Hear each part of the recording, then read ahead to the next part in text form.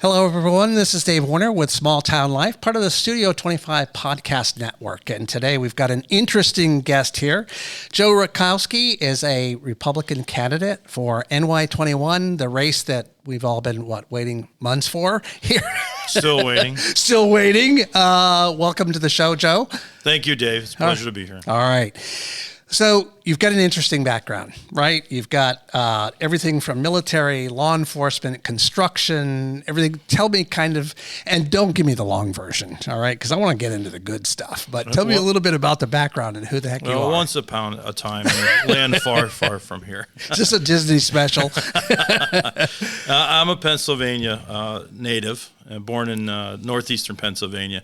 The military, we'll start with that. And at 17 years old, I joined the Air Force delayed enlistment and got sent to, basic training, and I ended up in Keesler Air Force Base, Mississippi, for a very long training school. This is so weird because, I did the same thing, but let's go with that. Yeah, Keesler as well? Yeah, I was at Keesler too, but we can do that off camera. Yeah. Fun town. So I came out of that training with a secret clearance and trained to work on navigation and communication systems in the cockpits of the B-52 platform KC-135 tankers. Okay. After that training and certification, I got stationed at Griffiths Air Force Base. That was my permanent party location. And you loved it here, right?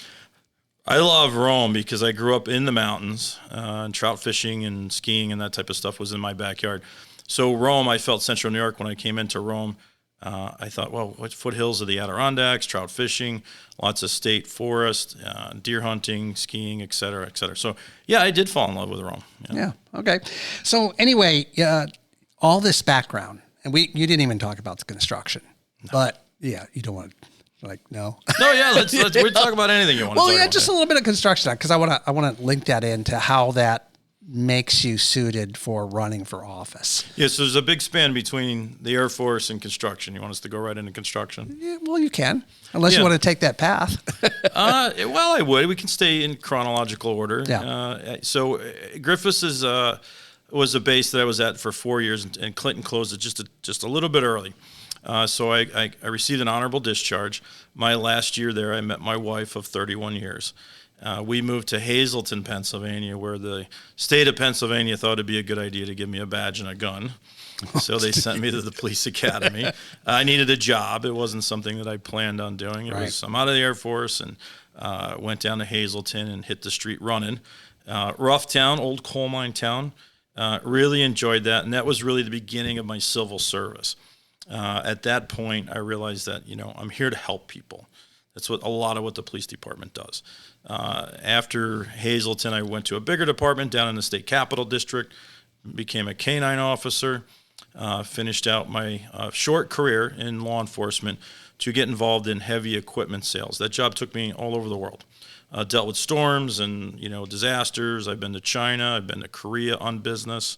I've been overseas, and again, just had a passion for helping people solve problems.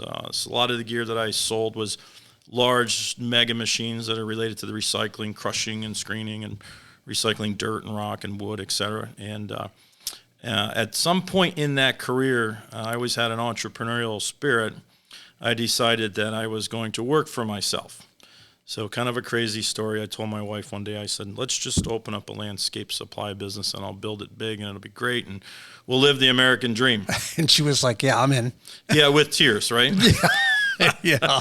So I literally rented a parking lot, a half-acre parking lot in front of Home Depot in Rome, and ordered a tractor-trailer load of black mulch. And I rented a skid steer and I bought an old dump truck. So that was the beginning of what is now Mohawk Valley Materials, close to a $50 million a year nationwide heavy civil construction company that's 100% owned by my wife. And we travel all over the nation on heavy civil projects, primarily for DOD, Army Corps, those type of entities. Nice. The reason I wanted to fill out that background was, the NY21, that's a huge area. It's got Fort Drum. And how does that background that you've got help you communicate with everybody within this district? So it's interesting you say that. The last time I talked to Elise Stefanik, and I had thrown my hat in the ring, and she called me. I was actually traveling right through here on the thruway, And she said, this is a very large district. It's the largest east of the Mississippi. A lot of time in the car and a lot of time driving and meeting and chicken barbecues and that kind of stuff. And I said, you have to understand, right now I'm doing this on a national scale.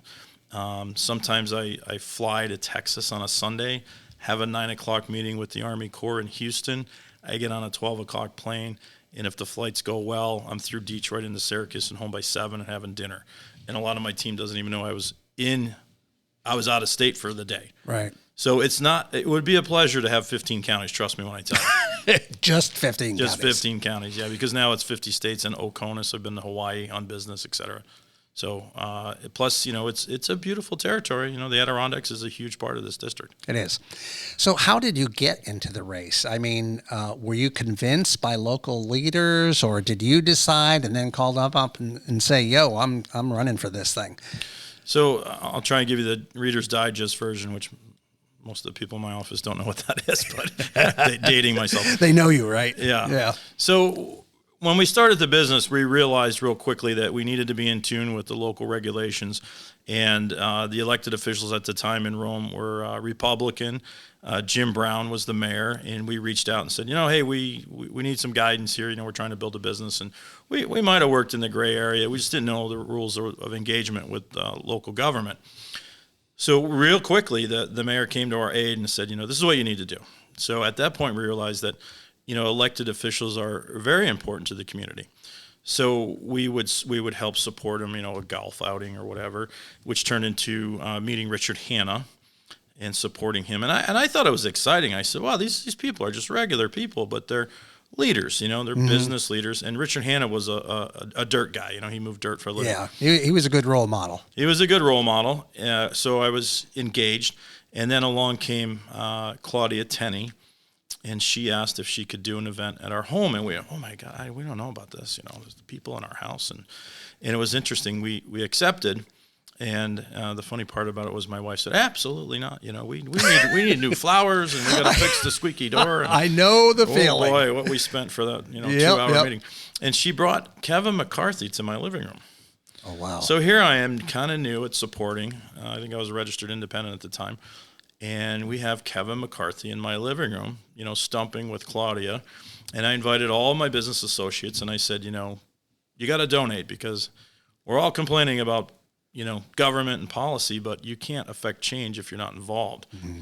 And I realized, too, that elected officials, they don't spend their whole time solving problems. A lot of their time is spent campaigning and raising money for their campaign.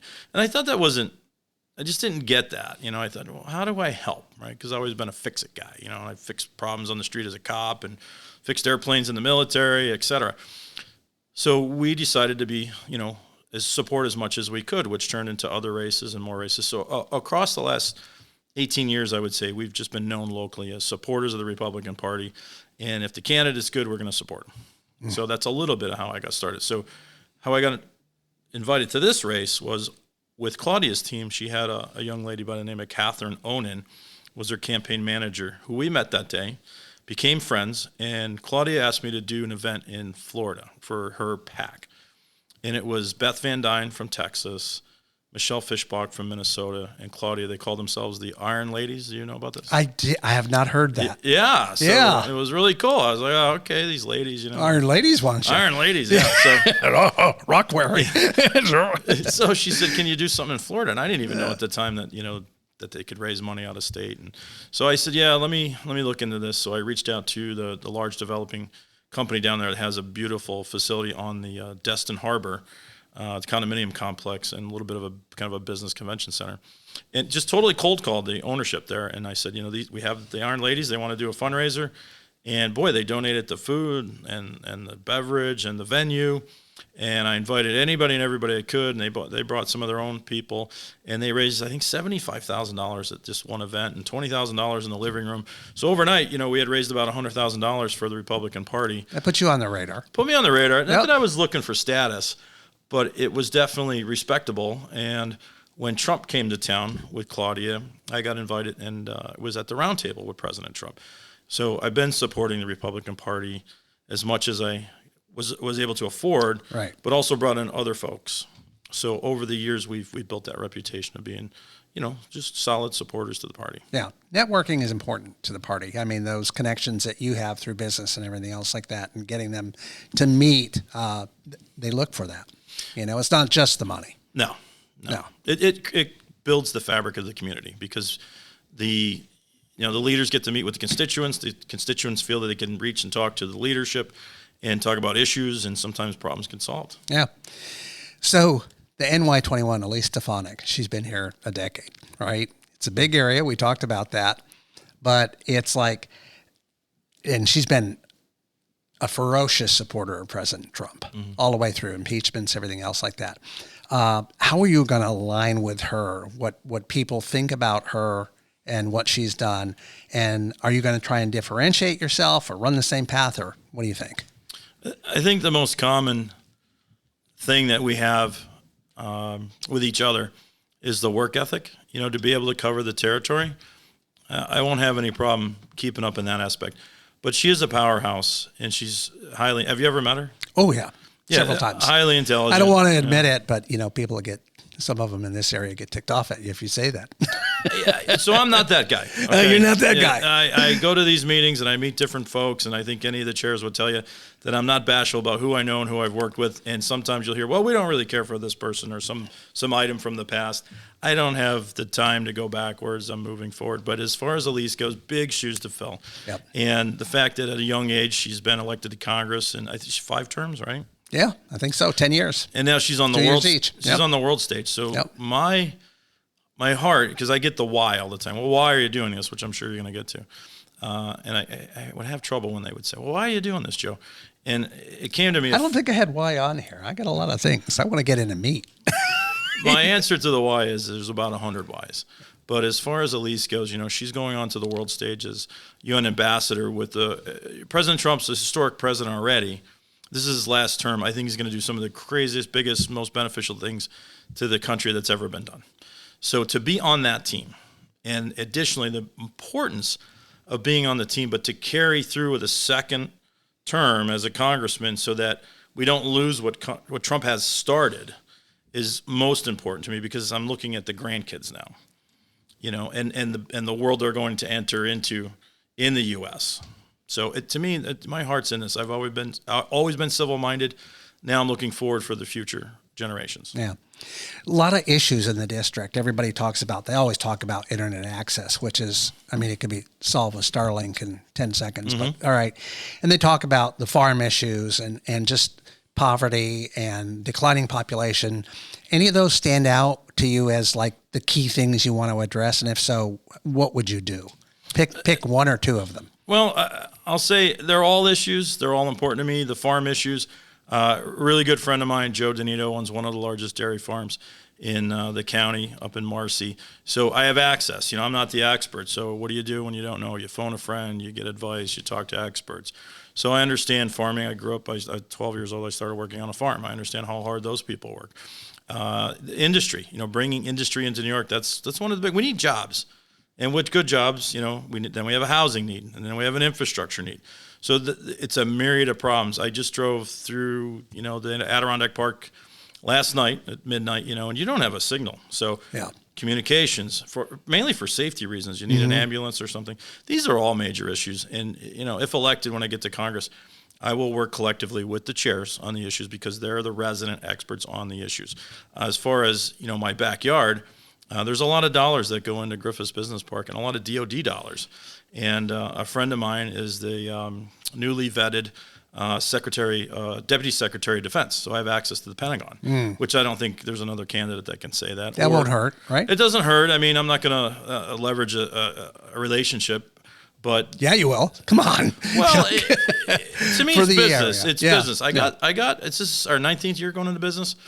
It being in business, and reputation is everything, and ethics is most important, because if you're not a good person, you're not going to last. So the fact that I've ties to the Pentagon now, we work for DOD all over the country, working on military installations, working for the U.S. Army Corps of Engineers from coast to coast. That's important, because I understand how a highway is built, what it should cost, the inefficiencies in some of the contracting that the government puts out. I hope that I get to meet Elon Musk, because I can say, here's a problem and here's a solution. And let's look at DOD, or let's look at the Army Corps. Let's look at FEMA. FEMA's another big one. Very inefficient. You just look at the folks in North Carolina. Yeah. I've been to North Carolina. I visit these places. I've been down to Puerto Rico on storms. I've been to Sandy. And we see the problems, and they could easily be fixed if government would let industry guide them on how to fix problems. You mentioned the Adirondack Park earlier. And so you've really got this diverse district where when people talk about the park, they talk about conservation issues and salt and things like that.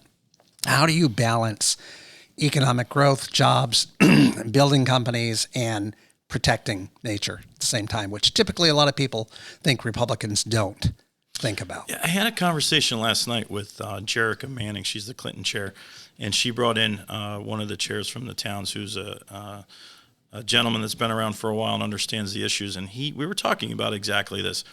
And I don't have the facts and figures in front of me, or I don't exactly remember, but apparently there's way more trees in New York State than there was in the 40s and 50s, mainly due to the horse population, the farming community, et cetera, et cetera. So we have more trees than ever. As far as salt on the roads, that's a balance between safety and environment. And sometimes when I don't have an answer, usually someone else has figured this out. Like Montana, they don't put salt on the roads. They put stone. So they put stone dust down. That would be great, except you buy a lot of windshields. So what's the trade-off? Maybe we switch at some point if we find out we're killing the environment. I'm all for the environment. I think they talked a lot about the salt runoff up there in the Adirondack Park and what it's doing damage-wise. But yeah, just didn't know if you'd focused on that at all, because like I said, there's that balancing act, no building in the Adirondack Park, but yet we need tourism dollars, so we have to build something, those kinds of issues. I mean, if you're going to build something today in the Adirondack Park, I guarantee it's going to be greener than ever, right? It's going to be better technology, better insulated, less energy, less consumption of energy, safer buildings. I'm all for new construction. Some of the old buildings, they're unsafe. They're loaded with asbestos. Then the property value goes down, and if regulation prevents that building from being replaced and upgraded, nobody wants it. And then you have that creep of decay in the community. Another big issue for NY21 is rural health care. Excuse me, losing my voice a little bit. You're my second one today, so it's been a lot of talking on my part. Rural health care, the fact that we're losing access to doctors and hospitals, and there's a consolidation going on. And any thoughts about that? I think the healthcare industry is on its back. It's really suffering. I have people in. You're talking to a guy that never goes to the doctor, but you will. Trust me, you get old, you'll get there. I don't take any pills. Yeah. I don't go to the doctors. Yep. But, I talked to my wife about this, and she's the head of the household, so all the sick kids and all the ailments, and even with the relatives, she knows how to handle these things. And owning a business, she can tell you that it's a nightmare dealing with healthcare. Somebody's got to come up with a better plan. So again, I think the smart people in the room and the adults in the room have to take over healthcare at some point. It needs to be a priority. I don't have those answers, I'll be perfectly honest with you, but I recognize it, and I do have a spirit to fix problems. So if it's a big problem and it's in my district, we're going to tackle it. Okay, awesome. You and Trump have similar backgrounds, construction background. How do you mesh personalities there? I hear from some of the folks I've been running around and working within the district and meeting with the chairs, and I don't know all of Trump's habits, but apparently we have similar habits. We take a cat nap and work as many hours as we can. Do you drink Diet Coke? No. McDonald's? No McDonald's, no Diet right. Coke. You're good. Yeah, but I think the work ethic and the strategy, right? He's been a problem solver. He's a developer. He's also had a lot of failures. People don't talk about failures. He's had some bankruptcies and stuff. Right. And, yep. You learn, right? That's perfectly normal. We've had our ups and downs, and I think, how do you know what failure is if you've never tasted it? So you got to know where the limit is, and you've got to make wise decisions. It's a little bit of gut, it's a little bit of luck, it's a little bit of IQ. It's not being afraid to build a business, and we've had to deal with all those things. And sometimes the way Trump is handling the country right now, he's making decisions, but he's also not afraid to change direction, which is what I like, right? Because if someone's always right and they will go to their death being wrong, that is not a good person to put in office. So I'm very happy with the president. Talk about some of the current policies, tariffs, which would affect the North Country, right? Mm-hmm. And NY21 and the border and fentanyl. And what's your stance on that and his approach to those problems, solving those problems? So he's a master negotiator. If he puts out a policy or the tariff is an issue, I think you've seen that he's changed courses, changed direction on some of the tariff policy rather quickly, which is a positive. And I think if the constituents or a particular tariff is creating a huge problem that's going to hurt America, he's going to change direction. I have nothing but confidence with the action he's taken. And let's not forget how broken the system is in America. So he's going to have to turn the dial left and right a couple times to get tuned in. So, the tariffs may benefit one industry very well, maybe hurt another, but we might have to go through a pain period to get manufacturing back. I travel the world and watch machines being built in China, shipped into South Korea, shipped over to the U.S., labeled with American stickers, and they're not American-made. And I think Trump is trying to go back to a pure American-made industry and economy. But that takes time. I mean, do we have that time? He doesn't have the time. He's got to start quick. I know he doesn't. Do we, as the country? If he gets it started and, say, JD follows on, do we have the time?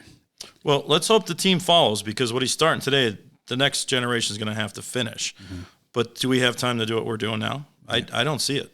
I think we're in a lot more trouble than people realize. You handle the dog. You know what crime looks like.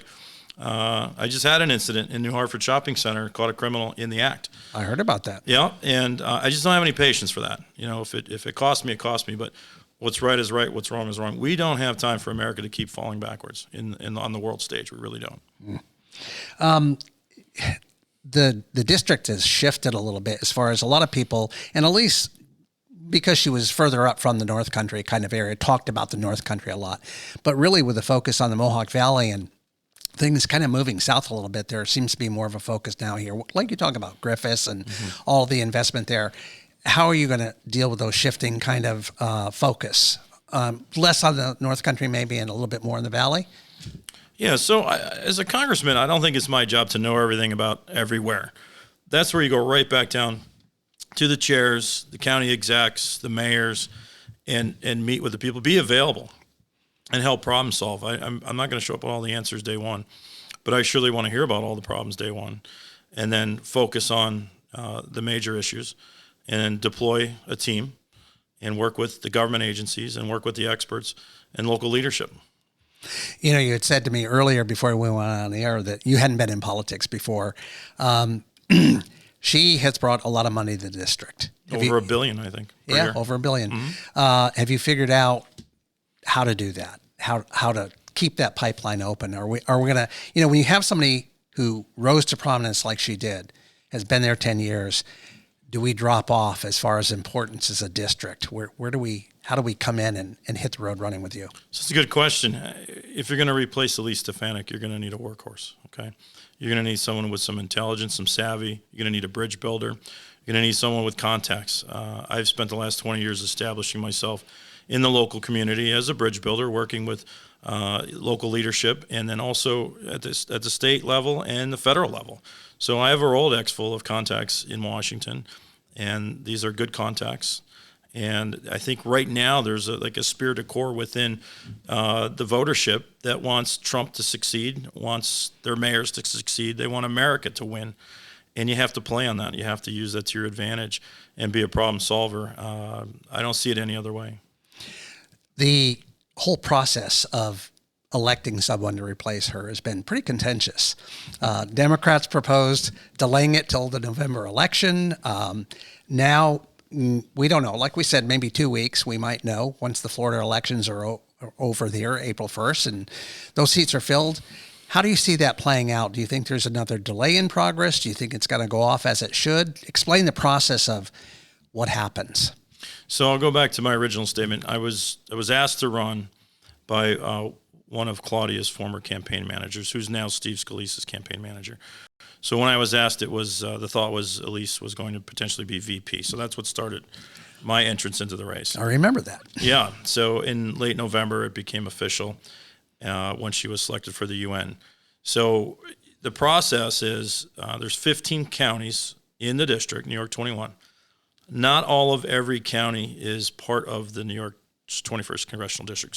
Oneida has a portion, and I think Jefferson has a piece. The rest of them, I think the entire county's in. Each county has a Republican chair. Each chair has a weighted vote based on I believe, their Republican votership. Yeah, I don't know about the weighted portion. That's what So it's weighted. About. Yeah. So Ken Rozier has the heaviest weight. Okay. Out of all the counties. And he's Oneida. Oneida, okay. And then Dave LeBeau up in St. Lawrence. He has the second heaviest vote. And then it trickles down all the way down to Hamilton County with Bill Farber, by the way, who's one of my favorite guys to talk to. And they have like 1 or 2% voting power. Yeah, there's not a lot of people in Hamilton County. So Right. But good people. Yeah. So anyway, the chairs are all meeting and greeting, and they've been very generous with their time because there was 20-some candidates. Initially, and they made a cut, and it went down to 11. I made the cut, and then they kind of had an unofficial. There's like a top 4 or 5 right now. I heard that one. Yeah, didn't hear who, but I heard top 4. Then I'm happy to talk about it. So the names that are still floating around is Joe Pinion, and great guy. Yeah, Mr. Doheny in the North Country. Sticker Mule is probably the most bombastic of the group. Yes, he is. Polite. Myself, Dan Steck, Senator Steck, Chris Tagg, and that's more than 4, you know. Liz if Joy. Counting. Yeah, I think it was a 6 maybe. Yeah. Yes, and then out of that group, there's I would say a strong 3. Okay. What sets you apart from all of those? Most of the chairs are probably not looking for another maybe political entity to end up in this race. I hear some of that. I hear it's very important you live in the district, so I check those 2 boxes. And then self-funding's a big one. The fact that I can put up, I've committed to putting up a minimum of $1 million day one, because really when this thing hits the ground, it's going to be fast, furious. It's going to be like a short fuse. And I don't think Washington's going to show up with a pile of money day one. Yeah. Well, because I think it's a Republican district, and why spend the cash, right? But it's still going to take money to get your name out there. Yeah. So right now it's not a money game. It's getting in front of the chairs and making sure they understand your resume. What sets me apart is my military background. I understand the mission. I understand how the military operates, where they operate. I also have this background in law enforcement. So I understand the court system. I've dealt with judges and, the district attorney's office and, dealt with really bad guys. In Pennsylvania, when I was in my prime, I pulled a car over after a high-speed chase for just an inspection sticker violation, and it turned out to be one of Pennsylvania's top 10 most wanted. Ooh. So I've been on the streets. So did you nab him? Oh, he crashed the car in a house and ran in the woods, and we finally got him. But, it was like a prize. We catch the guy, and he's on the state police's top 10 most wanted for Pennsylvania. Very nice. So I understand those systems. I understand government in that lane very well. And I don't think there's another chair that does. Additionally, access to Trump and being part of the Trump camp and having many, many people in Washington that know me that are in the Trump camp as well. I'm the only one that I've seen that has pictures in Mar-a-Lago with Trump and sat at a round table with Trump. I've been invited to Bedminster. Actually, I have a picture with the First Lady, which, have you ever seen a picture of Melania with anybody? Actually, no. Right, so I have that. So, that's you're going to have to show me after the show. Oh, she's beautiful. Yeah, she's a beautiful woman. Yeah. Very elegant lady. It was in Bedminster at the golf course, and I was having a conversation with Claudia, saying goodbye to the president after the event, and he was having a bite to eat with Melania, and he turned and looked at her and said, "Get up and take a picture with Joe." So geez. I have Claudia to thank for that. So I have those circles, and I have that background that's very important, understanding how government works and how to get things done. But additionally, we're running a company that works all over the nation, and I understand payroll taxes, workers' comp issues, bonding, delays on jobs, getting things done, and all those things that Doge is working on is all about efficiency. And I can tell you, in the construction world and in healthcare, everything's very inefficient. Mm-hmm. So we need a candidate that can just make the tax or your paycheck go further. That's really the goal. So the deadline here is what happens when she resigns her seat. We've got probably about 9. The governor has 10 days to announce when the election would be, and it's going to be within. And she'll take the 10, and then you got 70 after that. So let's say within a 90-day time frame, there's going to be an election. That puts us right up to the 4th of July kind of thing, mm-hmm. right? Which would be just a wonderful time. Everybody's on vacation and ask them to come out and vote, right? So it'd be perfect. Let's say you win. Let's say the chairs put you up. You're on the ballot. You win. What are the 3 top things when you get to Washington? on your mind that you're going to tackle? Well, the first thing that I think about is being able to get an audience with Doge. I think I have a lot to offer because that is a team that is making big changes. They're making them fast. And I feel that I would bring something important to the table because the last thing you want is fast and furious and a mistake. So on the lanes that I know about, that I consider myself an expert, I would offer my resume. Number one, I'm here. This is what I know about. This is what I can help fix. Number two, I would align myself with trusted colleagues. Make sure that I don't make a mistake myself in Congress. There's a lot of process and protocol in government, and I want to make sure that I'm fully aware of how to follow the rules, okay? I'm not there for... So we're not going to see you waving at them during the State of the Union? No, I'm there to work. I don't. This is not something where, for me, it's a career move and it's a step up in politics and I'm getting a raise and I'm getting status. And, you're probably not getting a raise. No. What, $174,000 a year or something like that for a congressman? Oh, I didn't know that. Or is it that low? I'm out. Yeah. Breaking news. Yeah. I'm out of here. Let's look at the time. Yeah. Gotta go. No, I understand that it's they don't get paid a lot of money, but that would be the top two.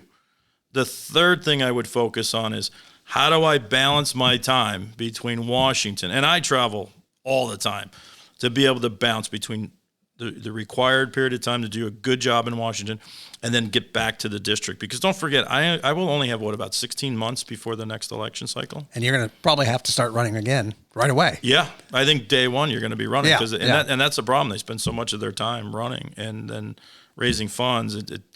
It's challenges to your job as well, I imagine. What if it went from, instead of every 2 years, it was every 4 years, like a presidential? I'd be for it. It gives you time. Look at the mayor, or anybody that has even a 3 or 4 year term. By the time you get settled in and you figure out the ropes, you're running an election. You're running again. Which there's a balance there because maybe you're a bad leader and you need to go and you want them out quick, Yeah. So those are the three things. Those are the balances that I would find. What about your age? I mean, you're kind of in the middle. You're not young. You're not old. How do you think that impacts you being our representative? Love the question. I know you have some gray hair. Another revelation. Yeah, I know. I do, and I earned every one of them. When you're in your 20s, you have a different outlook on life, and you have different demeanor, and you lack a lot of life experience, a lot of failure, a lot of things that change and shape you. The years I've had getting to 52, I've had a lot of mentors, business people, and people that have given me advice on everything, money, religion, etc. So at 52, the way I look at things in life or problems, sometimes you might find, well, geez, I should sleep on this. It feels critical, but it's really not. Let me sleep on it. Let me reach out to a friend that I trust for advice. Let me reach out to industry or an expert and get some advice to make a decision where when I look back on some of the decisions I made in my 30s, I said, boy, when I was in my 30s, I really thought the kid that was 20, at that time, that person thought they knew everything, but I look back and said, what a dummy. And then when you turn 40, you go, wow, that 30-year-old Joe Rutkowski was really kind of nuts, Yeah. Did some things that I would never do again the same way. And at 50, you feel settled. I feel mature. I feel like I've got a good head on my shoulders. I can make solid decisions, and I've got a Rolodex second to none between political folks, business folks, banking industry, all the things that matter that I get up and all the places I have to go in a day and deal with. I've got incredible resources to help me get through each day and make solid decisions. Okay. 2 final questions. One would be to the voters. This is considered a Republican district, but you want to appeal to everybody. You're representing everybody. What would be your kind of final message to them about you running, and why, even if they weren't a Republican, why would they vote for you? Well, I'm not someone that goes on offense just because someone has a different opinion. And I don't think I've heard this, and I wonder if it's true. A long time ago in Congress, I believe the Democrats and the Republicans sat amongst each other maybe, you know, would be more likely to have lunch together. And maybe the decision making was a little bit easier because they were a little more compelled to work with their colleagues, as opposed to one group on one side, the other on the other side. And, you look at ESPN and you see it's split down the middle, Right down the middle. and they act that way. Mm-hmm. So I'm one that would say, boy, how do we work together? Because there's a lot of like-minded people, but because of the designation and designation only, I think it prohibits a lot of work from getting done. So I would like to try and work. My goal would be to get government to work better with itself. It's very broken. It's very inefficient. A lot of egos. Okay, if I could kill anything, I would kill ego, right? Because we're all making decisions based on how we feel and we want to beat our chest. That needs to be minimized. We need to make solid decisions and be a little more humble with each other. But don't get me wrong. I mean, I've been a street fighter as a young guy, and I've kicked in a lot of doors, and I've caught a lot of bad guys, and I know how to fight too. But at 52 years old, I think we've got cooler heads prevail. Let's go in and make some good policy and make some changes while we have a really good president. How about to the county chairs? I know you've been talking to all of them, but what would your final appeal be to them as far as, okay, I'm sitting here, I've talked through a lot of issues. I really want to be the guy. How I feel about that is, when I first got into this, I thought, I hope that we get a broad range of folks that are running for this candidacy. Because in business, when I bid a big job and I have to go out and find a team of subcontractors to maybe do the things I don't do, to do this work that's out there on the street, the more candidates I get that want to work for me, the better the bid process goes and the better the job goes when I win it. It's kind of the same. If the chairs, they had 20-some candidates, they narrowed it down. They've got a solid, 6 candidates now.